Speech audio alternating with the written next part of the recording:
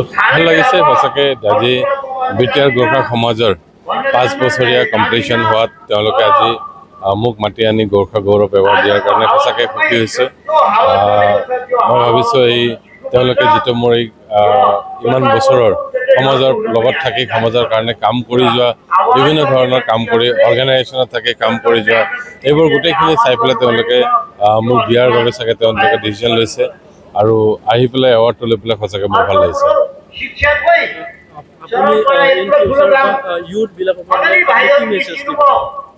চাওক, প্ৰথম কথা হ'ল আমাৰ ফ'কাছ হ'ব লাগিব ইউথবিলাক। আজিকালি ইউথবিলাক অলপ ডিফ'কাছ হৈ থাকে। এটা কিবা এটা গ'ল ছেট কৰি পেলাই সেই গ'লটোৰ কাৰণে কষ্ট কৰিব লাগে। গ'ল এটা ছেট কৰি লৈ পাই যদি কোনোবাই ভাবে মই এতিয়া ACS অফিচাৰ হ'ম বা মই মেডিকেল পঢ়িম, ডক্টৰ হ'ম, এই মেডিকেল বা ডক্টৰ পঢ়িবৰ কাৰণে কিখিনি কষ্ট কৰিব লাগে সেইখিনি কৰিব লাগিব। যদি মেডিকেল পঢ়িব বিচাৰে আৰু এইপিনে বোলে ছায়েন্সত বোলে ভালকৈ পঢ়িব মন নাই, তেতিয়াহ'লেতো মেডিকেল পঢ়িব নোৱাৰিব। গতিকে তেনেকৈ যিটো গ'ল ছেট কৰিছে সেই গ'লৰ মতে কাম কৰক। নোৱাৰা কথা একো নাই, চব ইমান মানে গোটেই দুনিয়াখনে পাৰিছে যেতিয়া আমাৰ ইয়াতখিনি নোৱাৰা কোনো কথা নাই। আমাৰ ইয়াতে অপৰচুনিটি বহুত আছে, খালি সেই অপৰচুনিটিখিনি গ্ৰাছ কৰিব লাগিব। অকল চৰকাৰী চাকৰিত অকল মানে আমাৰ ঘৰৰ ওচৰৰ চাকৰি এইবিলাকেতে অকল মাথা তেওঁলোকৰ মানে মানে কনচেনট্ৰেট নকৰি পেলাই তেওঁলোকে যদি গ্ল'বেল পেলাই চায়, যদি ইণ্ডিয়ান চায়, তো গ্ল'বেলি ইণ্ডিয়ান বহুত দুনিয়াৰ মানে বিভিন্ন ডিপাৰ্টমেণ্টত বিভিন্ন টাইপৰ কামবিলাক আছে। তেওঁলোকে সেইবিলাক প্ৰিপাৰেশ্যন কৰি পেলাই আজি যেতিয়া আমাৰ বিটিআৰ চৰকাৰে ITIত আমাৰ 45টা ট্ৰেড আছে, য'ত 28 আছে আমাৰ ইঞ্জিনিয়াৰিং ট্ৰেড আৰু 17টা আছে নন ইঞ্জিনিয়াৰিং ট্ৰেড।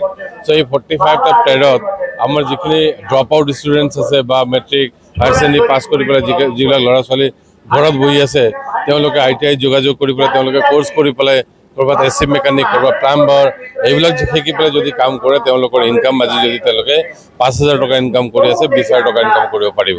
যদি আপোনাৰ আনএমপ্লয়ড ইয়থ হৈ আছে, আনএমপ্লয়ড ইয়থবিলাকৰ কাৰণেও আজিকালি আমাৰ চৰকাৰে বিটিআৰ 25খন কলেজত প্ৰত্যেকটা জিলাত 5টা কলেজ লৈ পেলাই ADRE বা এনেকৈ গভৰ্ণমেণ্ট যিবিলাক এক্সামিনেশ্যন হয়, গভৰ্ণমেণ্ট এক্সামিনেশ্যন প্ৰিপাৰেশ্যন কৰিবৰ কাৰণে কিভাৱে প্ৰিপেয়াৰ কৰিব লাগে সেইটো কাৰণে আমাৰ ছেটাৰডে ছানডে কৰ্চেছবিলাক কৰা আছে।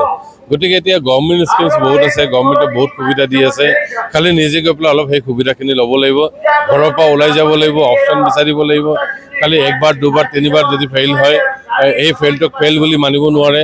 যদি আপোনালোকে থমাছ এডিছনৰ কথা জানে, থমাছ এডিছনে বাল্বটো 999 টাইমছ ফেইল হোৱাৰ পিছত 1000 টাইমছত বনাইছিলে।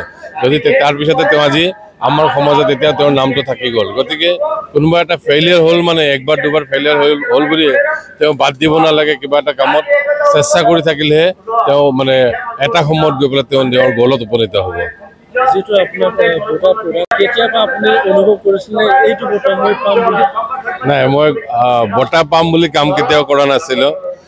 কাম কৰি গৈছোঁ সমাজৰ লগত থাকি পেলাই, সমাজৰ যিখিনি দৰকাৰ মানে অৰ্গেনাইজেশ্যনত যেনেকৈ যাৰ পৰা যেনেকৈ ডিমাণ্ড আহে তেনেকৈ কাম কৰি গ'লোঁ।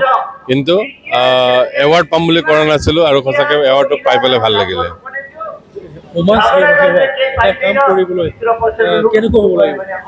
সমাজ সেৱা কৰিবলৈ প্ৰথমতে হ'ল আপোনাৰ ইণ্টেনশ্যনটো ঠিক হ'ব লাগিব। আপুনি মই কৰিম বুলি ওলাব লাগিব, তেতিয়াহে আপুনি কৰিব পাৰিব। প্ৰব্লেম বহুত আছে, প্ৰব্লেম ক'ত নাই, প্ৰব্লেম আপোনাৰ ঘৰৰ ভিতৰতো প্ৰব্লেম আছে। কিন্তু সমাজত যদি কাম কৰিব যায়, বিভিন্ন সমাজৰ লগত কথা পাতি আপুনি যেতিয়া সমাজৰ মাজত সোমাই যায়, সমাজৰ মৰম যেতিয়া পায়, মানুহখিনিৰ লগত কথা পাতি যিখিনি আপুনি মানুহখিনিৰ পৰা ফিডবেক পায়, সেইটোৱে আপোনাক ইনস্পিৰেশ্যন দিব কাম কৰিবৰ কাৰণে। মানুহ এটা সৰু এটা ছাকচেছ হ'ল, আপুনি যেতিয়া ছাকচেছ চেলিব্ৰেট কৰিবৰ কাৰণে আপোনাৰ ওচৰত এটা গ্ৰুপ এটা পাব, নিজৰ টীম এটা পাব, তেতিয়া আপোনাৰ কাম আৰু কৰি যাবলৈ উৎসাহ দিয়ে। আৰু সেই উৎসাহ লৈয়ে মই কাম কৰি আহি আজি ইমান দূৰ আগুৱাই গ'লোঁ আৰু যিমান দূৰ পাৰোঁ আৰু কাম কৰি যাম বুলি ভাবিছোঁ।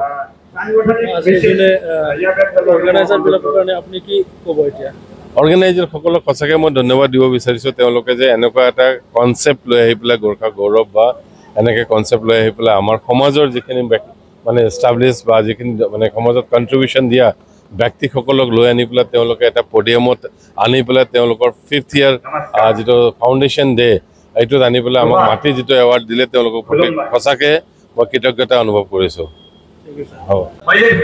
আজি আমাৰ কোকৰাঝাৰ জিলাৰ অন্তৰ্গত এই চৰপাৰাত আমাৰ BTR গোৰ্খা সমাজৰ পঞ্চম প্ৰতিষ্ঠা দিৱস আছিল আৰু এই অঞ্চলত আমি প্ৰতিষ্ঠা দিৱস কৰিছোঁ কিয়নো এই অঞ্চল অতি বেকৱাৰ্ড এৰিয়া আৰু ইয়াত বহুত গোৰ্খা জনগোষ্ঠী আছে গোৰ্খা জনগোষ্ঠীৰ লগতে বিভিন্ন জনগোষ্ঠী ইয়াত বসবাস কৰে যিয়ে নহওক আজি আমি আমাৰ BTR গোৰ্খা সমাজ জন্ম হোৱা 5 বছৰ কমপ্লিট হৈ গ'ল কালিৰ পৰা 6 বছৰ হ'ব আজি ওদালগুৰি বাক্সা তামুলপুৰ চিৰাং কোকৰাঝাৰ গোটেই জাগাৰ পৰা আমাৰ প্ৰতিনিধিসকল আহিছে গতিকে তেখেতসকলক ধন্যবাদ আৰু আমি আমন্ত্ৰিত কৰিছিলোঁ আমাৰ BTRত থকা বা অসমত থকা বিভিন্ন জাতীয় সংগঠন আমাৰ এনেকৈ আমাৰ অসম গোৰ্খা সন্মিলন আকসু সাহিত্য সভা তেনেকৈ XUGPO বা সাৰেণ্ডাৰ UGPO গোটেই আমি মাতিছিলোঁ গোটেই আমাৰ নিমন্ত্ৰণ ৰক্ষা কৰি ইয়াত আহিছে তেখেতসকলকো আমি হৃদয়ৰ পৰা ধন্যবাদ দিলোঁ আমি BTR গোৰ্খা সমাজ হিচাপে আমি BTRত গোৰ্খা জাতিৰ হক অধিকাৰ আৰু বিভিন্ন সমস্যা সমাধান কৰিবলৈ কাম কৰি আছোঁ জন্মলগ্নৰ পৰা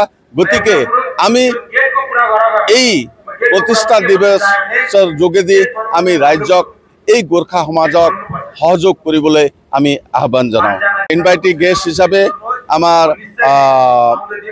ইয়াৰে সন্মানীয় MLA লৰেন্স ইছলাদি ছাৰ আহিছে আৰু আমাৰ নিমন্ত্ৰণ ৰক্ষা কৰি আমাৰ MCLA তথা সম্মানীয় চিফৰ পলিটিকেল সেক্ৰেটাৰী মাধৱ চেত্ৰী ডাঙৰীয়া আহিছে আমাৰ এক্স ডেপুটি চিফ খাম্পা ডাঙৰীয়া আহিছে ঠিক তেনেকৈ প্ৰাক্তন অসমৰ মন্ত্ৰী আমাৰ সম্মানীয় চন্দন ব্ৰহ্ম ডাঙৰীয়াও আমাৰ নিমন্ত্ৰণ ৰক্ষা কৰি আজি ইয়াত উপস্থিত আহিছে গতিকে তেখেতসকলৰ এফচুৰ নেতৃত্ববৃন্দ আজি ইয়াত আহিছে গতিকে তেখেতসকলকো মই অভিনন্দন তথা শুভেচ্ছা জ্ঞাপন কৰিলোঁ আৰু ধন্যবাদ জ্ঞাপন কৰিলোঁ ধন্যবাদ